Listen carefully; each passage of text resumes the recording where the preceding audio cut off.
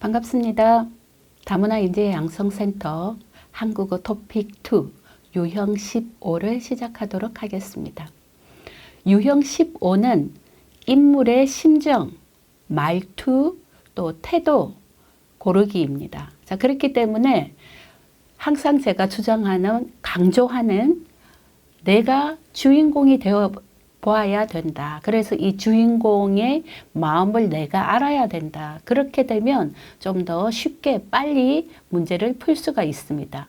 왜냐하면 유형 15는 지문이 매우 깁니다. 길기 때문에 그렇게 어려운 설명문이 나오지 않고 드라마에서 많이 나올 수 있는, 우리가 실생활에서 사용될 수 있는 그런 일상생활 지문이기 때문에 이걸 이제 빨리 읽으셔서 문제를 맞추고, 또 이 한 지문이 길기 때문에 문제가 2개 나온다라는 겁니다. 2개 나오는 것도 이미 우리 앞선 유형에서 짧은 지문이지만 이미 학습하였습니다. 그렇기 때문에 똑같은 그와 같은 방법으로 내가 주인공이 되어서 이 주인공의 심정, 말하는 사람이 어떤 마음을 가지고 이 말을 했을까라는 것을 생각을 해보면 문제를 맞추기가 쉽다라는 겁니다.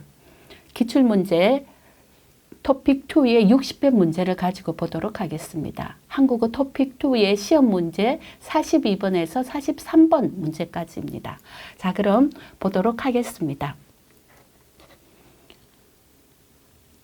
42번에서 43번 문제입니다. 다음을 읽고 물음에 답하십시오라는 겁니다. 자, 이건 이제 어떤 내용을 처음부터 끝까지 이 지문을 한번 쭉 읽어보시고 빠르게 어떤 내용인지, 그리고 밑줄 친 문장이 어떤 심정을 가지고 있는지 이런 부분을 보는 것이기 때문에 이제 이런 부분을 좀 빠르게 읽으시는 것도 괜찮은 방법입니다.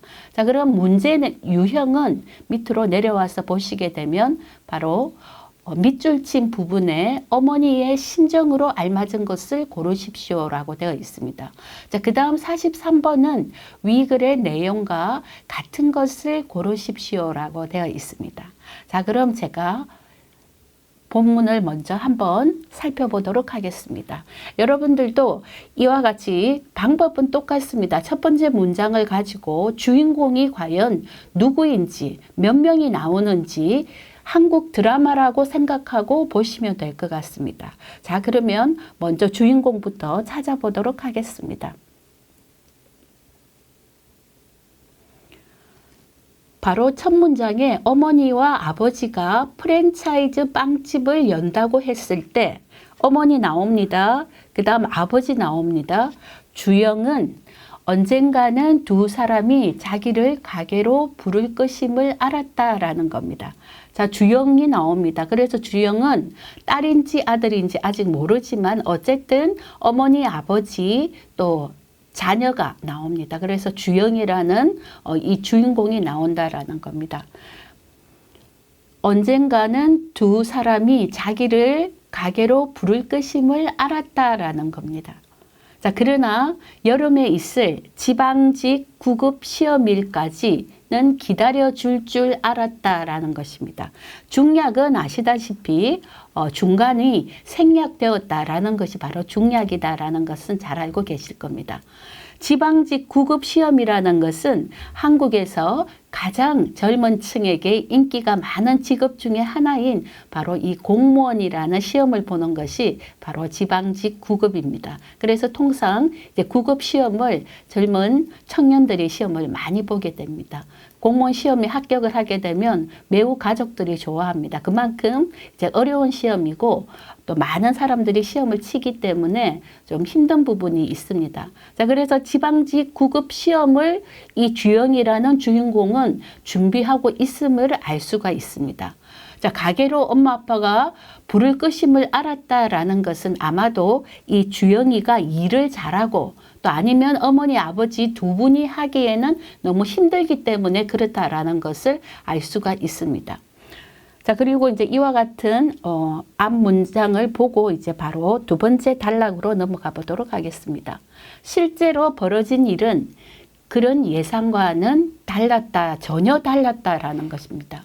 부모님이 주영에게 빵집으로 나와 일하라는 말을 한 것은 가게 문을 정식으로 연 당일 오후였다라는 겁니다. 어머니는 주영에게 전화를 걸어 이렇게 말했습니다. 그 다음부터 이제 대화가 나온다라는 겁니다. 여기에서 첫 번째 이 단락에서 중요한 것은 바로 어머니 아버지가 프랜차이즈 빵집, 파리바게트 같은 빵집을 연다고 했습니다. 그래서 아직 열지 않았다라는 것을 알 수가 있고, 주영이 지방직 국업 시험일까지는 바쁘지만 기다려줄 줄 알았는데, 두 번째 단락에서는 바로 빵집 문을 연 당일 오후에 바로 어머니가 주영에게 전화를 걸었다라는 겁니다. 자, 그래서 이제 이것은 밑줄 친 부분입니다. 문제에 나온 부분입니다. 자, 문제 부분. 네가 우리 가족 만나라고 했습니다.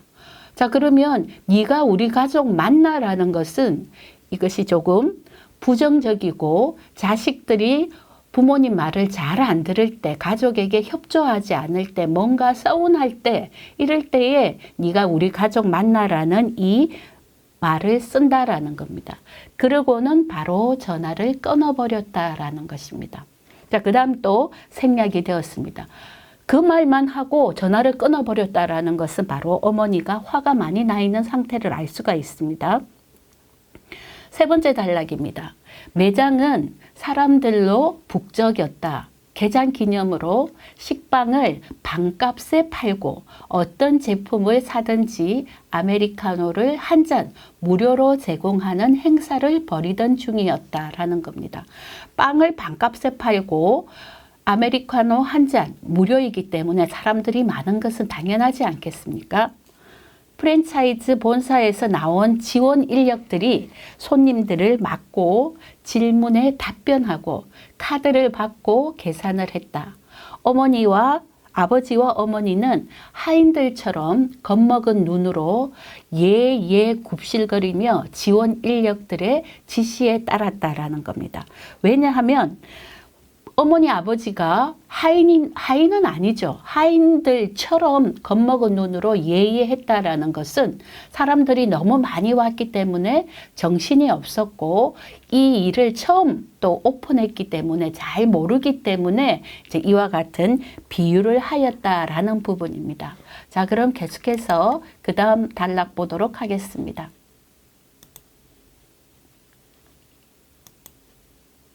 지우도록 하겠습니다. 주영의 아버지와 어머니는 카드 결제조차 제대로 하지 못했다. 빵에는 바코드가 없었다. 제품이 어느 카테고리에 속하는지, 이름이 뭔지를 전부 외워야 단말기 가격을 입력할 수 있었다라는 거죠. 이것이 이제 이름이 무엇인지, 또 가격이 또 얼마인지, 또 카테고리가 어디에 속하는지 이렇게 해야지만 이 단말기라는 곳에 입력을 할 수가 있었는데, 바로 이거조차 제대로 하지 못했다라는 부분입니다. 자, 그래서 아버지는 단말기 옆에서 빵을 봉투에 담으며 로프, 또 캉파뉴, 또 체아비타, 또 푸가스 같은 낯선 이름들을 외우려 애썼다라는 것만 봐도 이 문장이 얼마만큼 이 주인공들이, 아버지 어머니가 빵집을 처음 열고 바빴던 것을 알 수가 있었다라는 것이고, 이 주인공 주영이는 빵집을 오픈했지만 자기가 지방직 9급 공무원 시험, 중요한 시험을 앞두고 있었기 때문에 설마 오늘 어머니 아버지가 나를 부를까라고 생각을 했는데, 어머니 아버지 입장에서는 너무 잘 모르고 당황하고 본사에 지원 인력이 와도 제대로 하지 못하니까, 그래도 주영이가 나와서 걱정이 되어서 나올 줄 알았는데 안 나오니까 어머니가 주영이에게 전화를 걸어서 바로 네가 우리 가족이 만나라고 했다라는 그런 부분입니다. 자, 그러면 이와 같은 이 주인공 3명의 상황을 바탕으로 해서 네가 우리 가족이 만나 밑줄 친 부분, 이 부분에 나타난 어머니의 심정으로 알맞은 것을 고르십시오라는 것을 한번 맞춰보도록 하겠습니다. 자, 이미 어머니의 그 앞에 문장의 상황에서 알 수 있었기 때문에 바로 어머니의 부분은 억울하다. 이 부분은 아닙니다. 자, 그 다음에 바로 말씀드린 서운하다.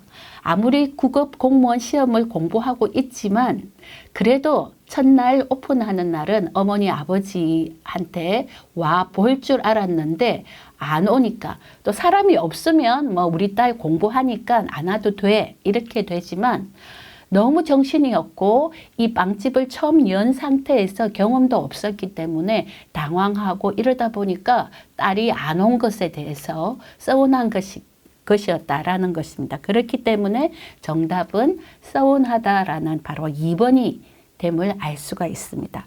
자, 3번 보기 문제, 걱정스럽다. 자, 이것은 아니죠.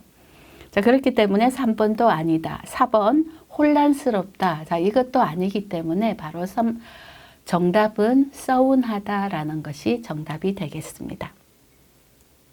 자, 그러면 계속해서 보도록 하겠습니다.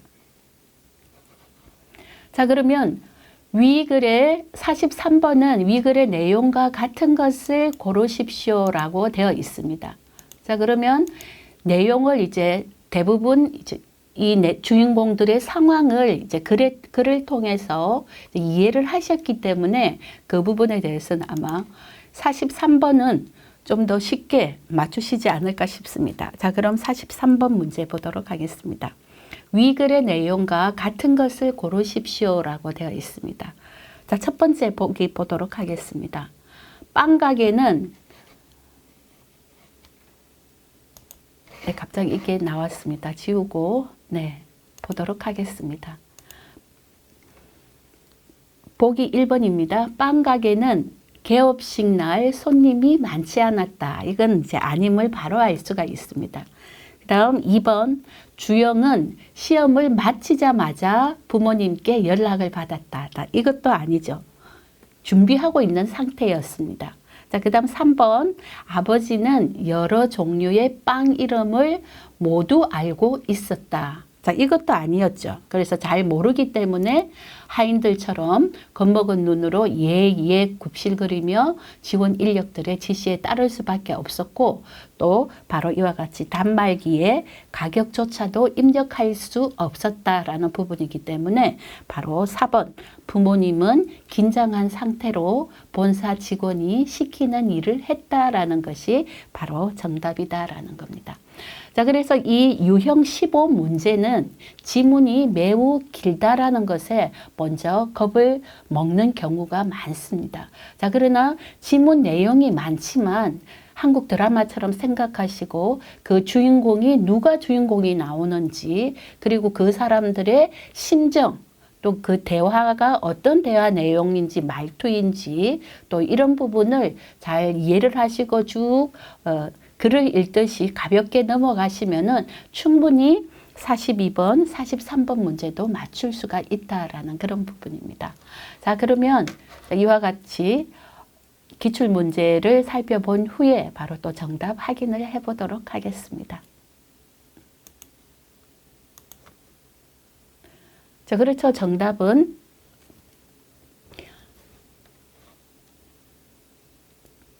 바로 이 서운함을 느낄 수 있다라는 바로 정답 2번이 되겠습니다. 자, 그 다음 이제 43번은 마찬가지 제가 말씀드린 4번, 부모님이 긴장한 상태로 본사 직원이 시키는 일을 했다라는 것이 정답이 되겠습니다. 자, 그럼 해설 부분 한번 보도록 하겠습니다. 부모님은 빵 이름도 제대로 못 외우시고 카드 결제조차 제대로 하시지 못하는 채로 본사 직원이 시키는 일을 하셨으므로 바로 이제 정답은 이제 4번이 됨을 알 수가 있습니다. 자, 그러면 이제 또 바로 이 다이니의 팁으로 한번 넘어가도록 하겠습니다.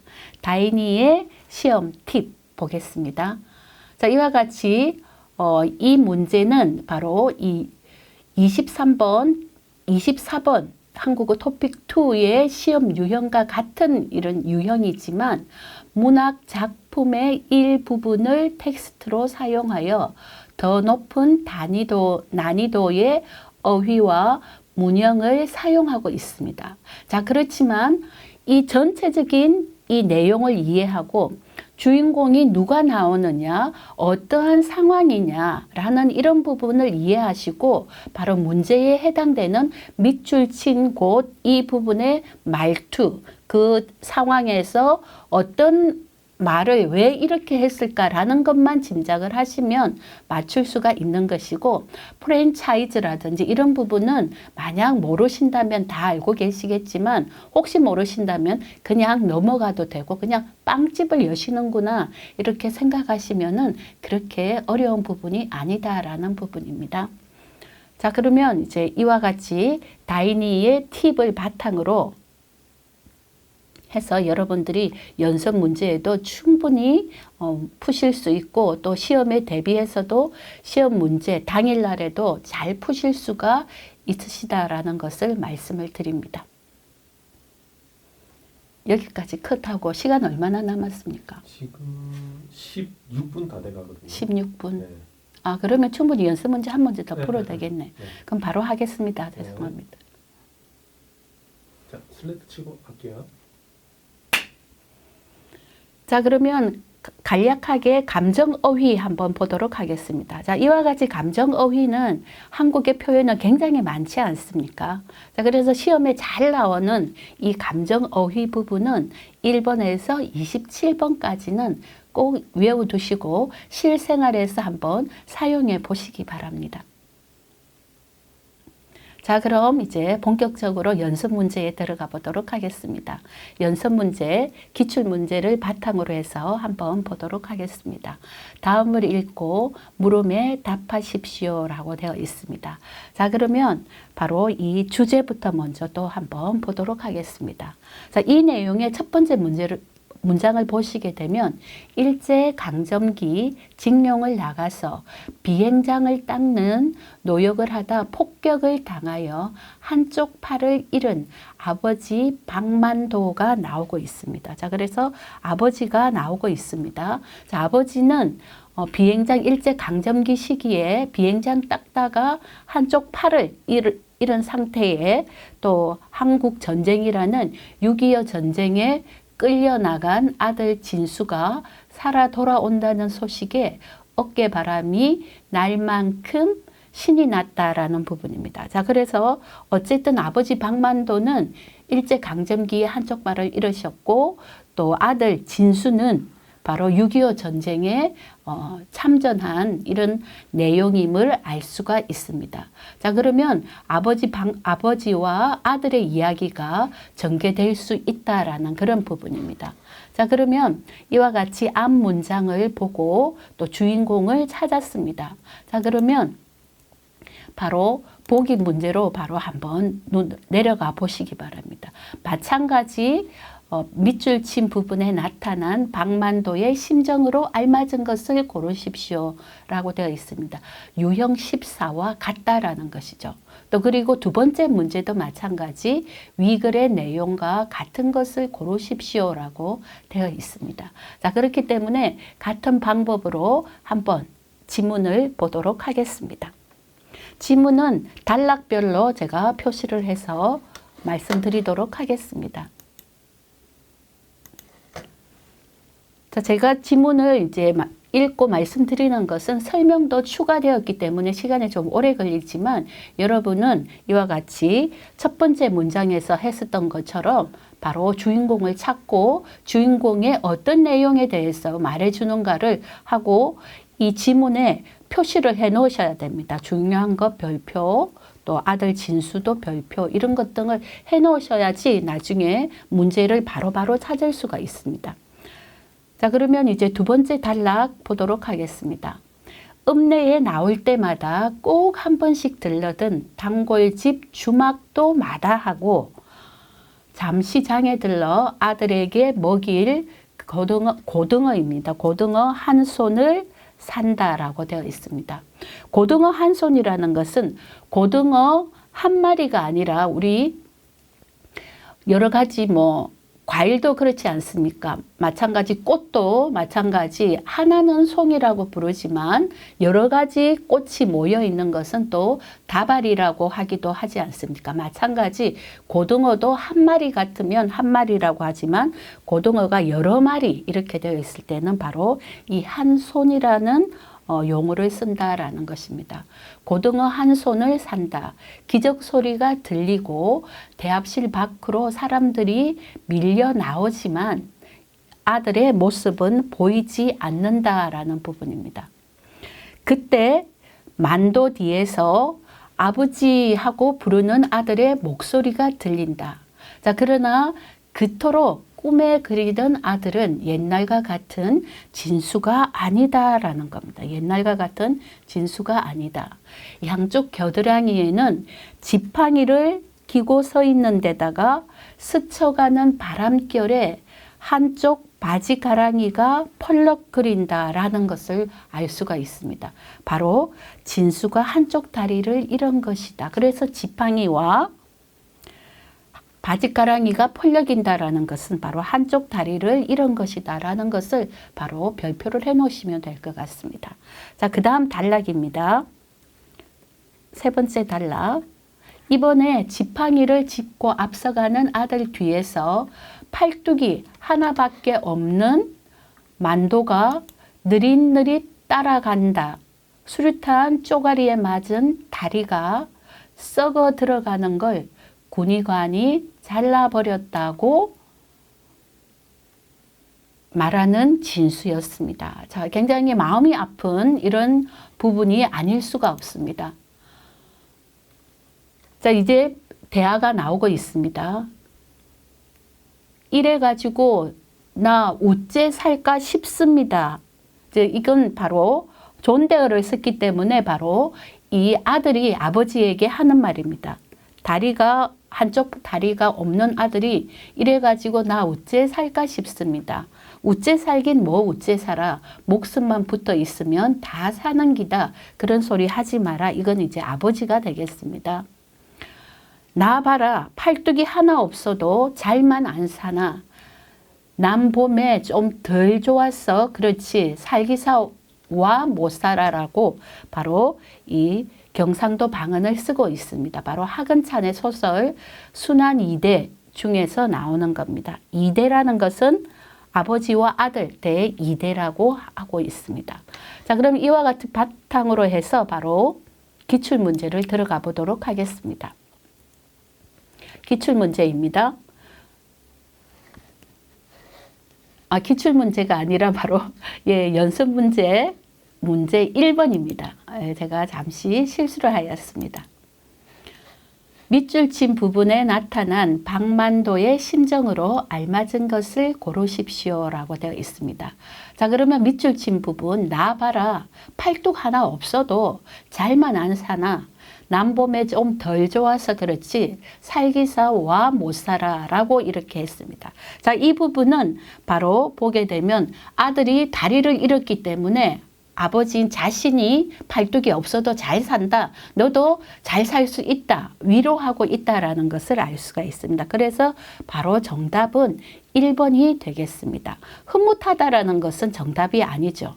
그 다음 거만하다라는 것도 정답이 아니고 쑥스럽다도 정답이 아니고 그래서 위로라는 말이 이제 잘 생각이 안 난다면은 바로 아시겠지만 바로 뜻을 몰라도 이 나머지 2, 3, 4 부분은 정답이 아님을 알 수가 있기 때문에 바로 정답은 1번이 되겠습니다. 자, 그러면 계속해서 보도록 하겠습니다. 그 다음 문장입니다. 자, 그 다음 문장은 바로 위 글의 내용과 같은 것입니다. 자, 첫 번째 보겠습니다. 만도는 읍내에 나가서 단골 주막집에 갔다. 아니죠. 아들이 오기 때문에 주막집에 가지 않았습니다. 자, 그래서 주막집은 아니다. 그래서 1번은 아님을 알 수가 있습니다. 2번 만도는 아들이 돌아오는 것을 반기지 않았다. 이것도 아니죠. 그래서 주막집 가는 것도 제외하고 바로 아들한테 달려갔던 것입니다. 3번입니다. 진수가 몸이 많이 다쳐서 전쟁에서 돌아왔다. 자, 여기는 이제 동그라미 맞는 것 같습니다. 한쪽 다리를 잃었으니까. 자, 4번입니다. 만도는 한쪽 다리를, 진수는 한쪽 팔을 잃었다.